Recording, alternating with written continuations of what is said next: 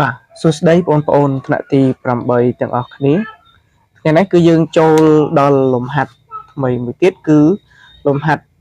resistance ដដែលទេវាអត់តណាឆ្ងាយទេអញ្ចឹងយើងបានសិក្សាពីវីដេអូមុនលំហាត់គឺតជាសេរីសុទ្ធហើយនឹងតជាខ្នែងសុទ្ធត្រូវអត់បាទអញ្ចឹងយើងមើលកលេចមកមើលលំហាត់របស់យើងនេះវិញគឺលំហាត់នេះគឺតជាសេរីផងតជាខ្នែងផងអញ្ចឹងដើម្បីគណនា resistance សបមូលយើងត្រូវធ្វើម៉េចគឺយើងមិនត្រូវបាទតម្ដងសិនតើនេះអូនបាទតតង់ឲ្យគូរួចគេតម្ដងគូរួចគេតម្ដងគូរួចគេសិនតោះឥឡូវយើងចាប់ផ្ដើមកុំឲ្យខាត់ពេលវេលាយូរគឺយើងចាប់ផ្ដើមបាទលំហាត់តែយើងចាប់ផ្ដើមដាក់ដំណោះស្រាយតែម្ដងតោះអញ្ចឹងយើងមើលដំណោះស្រាយរបស់យើងអញ្ចឹងទី1មុនដំបូងគឺពេលធ្វើលំហាត់ប្រឡងអីផ្សេងគឺយើងត្រូវធ្វើម៉េចសិនគូរូបសិនណាគូរូបឲ្យគេសិនមកយើងដាក់ថាដាក់ចម្លើយសិនមកចម្លើយគណនា resistance សបមូល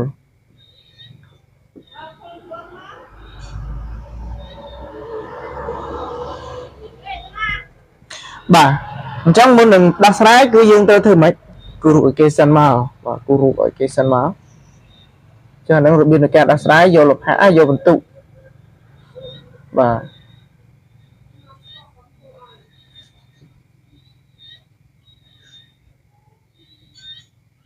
បាទចឹងមកតោះយើងមើលនៅក្នុងនេះគេតាំងមានតាំង A1 A2 A3 នៅអញ្ចឹងយើងធ្វើម៉េចសិនបាទយើងតាំងឲ្យគេសិនមកបើគេមិនតាំងគឺយើងតាំងឲ្យគេចានេះ A ទី1មកនេះអានេះ A ទី2នេះ A ទី3មកហើយអានេះ A ទី4ចឹងទៅតោះដាក់តម្លៃលេខអានេះគឺបើអានេះ5អានេះ3អូមអានេះ3ដូចគ្នាអានេះបាទស្មើនឹង6អូមយើងវិចារប្រាប់គេមកដោយគេដោយបាទ A ទី2និង A ទី3តជាសេរីបាទនេះសេរីបាទ A ទី2ហើយនិង A ទី3នេះតជាសេរីនឹងគ្នាចឹងបើវាតជាសេរីនឹងគ្នាយើងត្រូវធ្វើម៉េចសិនបាទយើងបាទអញ្ចឹងយើងមិនដាក់ថាតាមសរុបរបស់វាណាតាមបាទគេបានឬយើងដាក់ថាគេបានបាទតជាសេរីគឺយើងបូកតែម្ដងអត់មានមួយណាតើនេះបាទអញ្ចឹង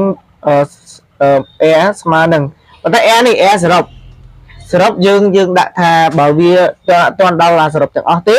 គឺយើងតាំងនេះ air ទី2នេះ air ទី3អញ្ចឹងយើងដាក់ air ទី2ទី3ស្មើនឹង air ទី1បូកឲ្យ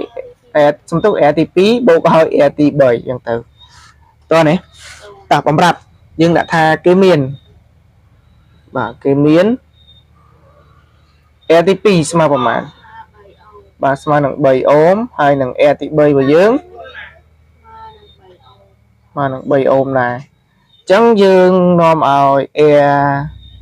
ទី2 3ស្មើនឹងអីគេ3បូកឲ្យ3តោះអញ្ចឹងស្មើប្រមាណនេះបាទស្មើនឹង6អូមអូខេតោះអញ្ចឹងយើងបន្ទាប់ពីយើងធ្វើតទៀតយើងត្រូវធ្វើម៉េចសិនយើងត្រូវគូររូបឲ្យគេមកតាំងសិនទៀតមកបាទគូររូបឲ្យគេប៉ុន្តែមុននឹងចូលដល់លំហាត់ចូលដំណោះស្រាយលំហាត់តបងប្អូនដែលមកថ្មីគឺបងប្អូនជួយចុច Subscribe ម្នាក់មួយបាទជួយចុច Subscribe ទៅលើ Channel លោកគ្រូម្នាក់មួយទៅដើម្បីបាននៅវីដេអូថ្មីទៀតហើយបើមានជា comment មតិយោបល់អញ្ចឹងបងប្អូនអាចcomment នៅក្នុងក្រោមវីដេអូនឹងក៏បានឬក៏បងប្អូនអាចឆាតតាម Telegram របស់លោកគ្រូក៏បានដែរគឺ081 61 16 52បាទឬក៏អាចតាក់ទងរៀនអនឡាញក៏បានដែរបាទហ្នឹងហើយ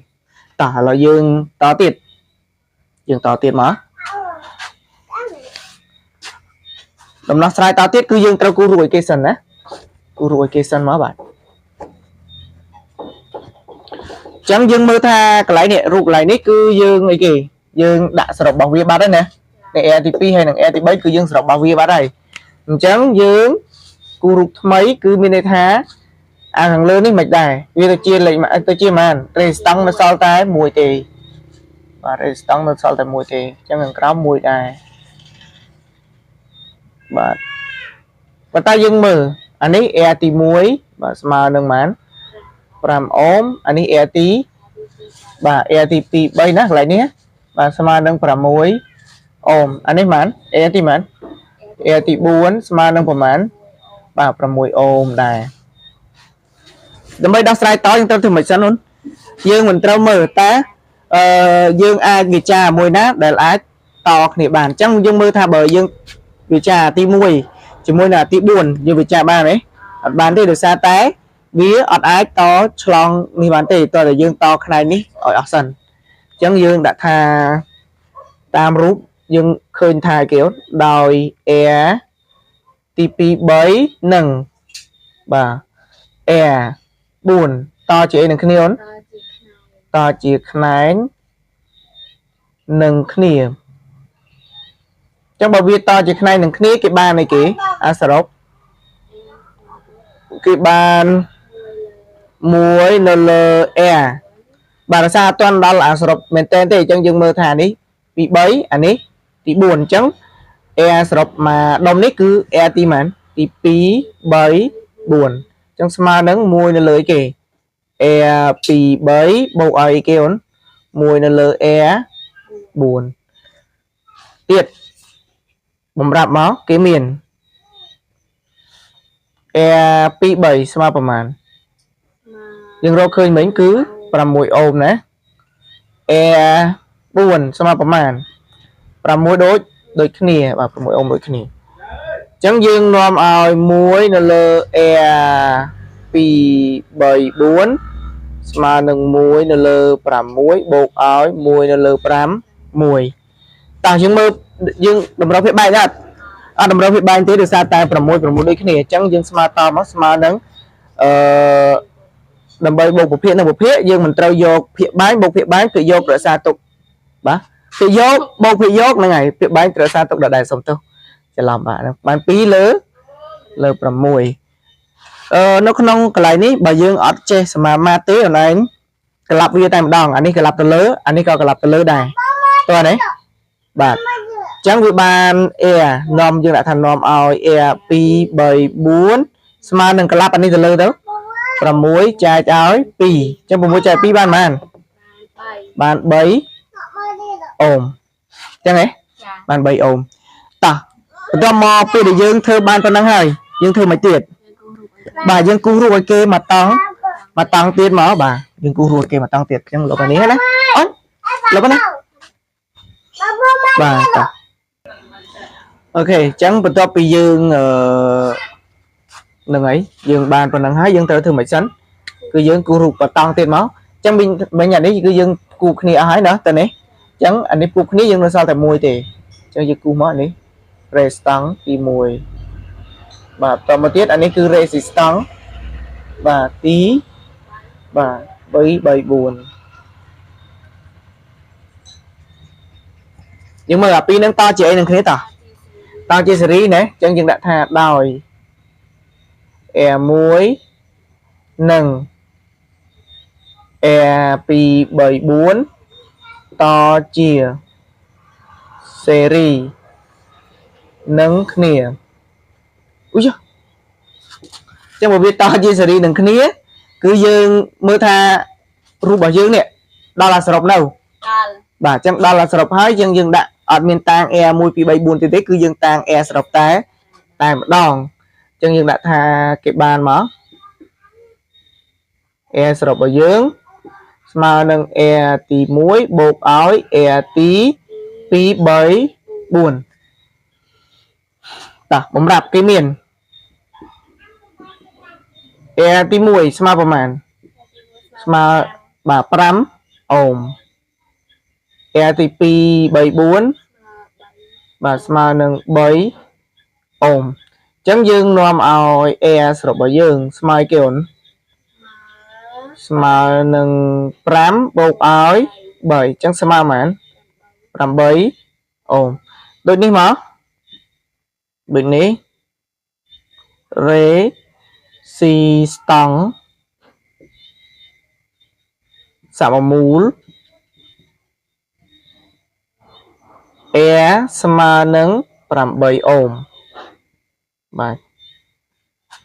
10បន្ទុកស៊ីផុយបាទតើណាបងប្អូនអូខេអញ្ចឹងយើងលំហាត់ហ្នឹងគឺយើងមានតែប៉ុណ្្នឹងទេបើមានចម្ងល់នៅត្រង់ណាមួយបងប្អូនអាចcomment សួរនៅក្នុង comment ក៏បានឬក៏អាចឆាត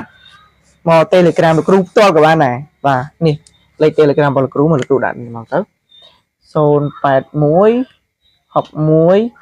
16 52បាទនេះលេខ Telegram អញ្ចឹងលេខ Telegram បងប្អូនអាចតាក់ទងបានឬក៏បងប្អូនដែលមានបំណងបាទបើមានបំណងចង់សិក្សាតាមអនឡាញបងប្អូនអាចបាទឆាតមក Telegram របស់លោកគ្រូផ្ទាល់បាទឆាតតាម Telegram ហ្នឹងមកយើងនិយាយគ្នាបាទបើបងប្អូនចង់បងប្អូនឥឡូវពងរៀនថ្នាក់ទី9បងប្អូនអាចបបួលគ្នារៀនទី9បានបងប្អូនទី10ក៏អាចរៀនបានទី11ក៏អាចរៀនបានទី12ក៏អាចរៀនបានដែរបាទឲ្យតែតកតងជាមួយនឹងរូបវិទ្យាហ្នឹងហើយរៀនតាំងពីថ្នាក់ទី7ដល់ទី12តែម្ដងហ្នឹងហើយអញ្ចឹងវីដេអូរបស់លោកគ្រូមានតែប៉ុណ្្នឹងទេអញ្ចឹងជួបគ្នានៅវីដេអូក្រោយបាទសូមជម្រាបលា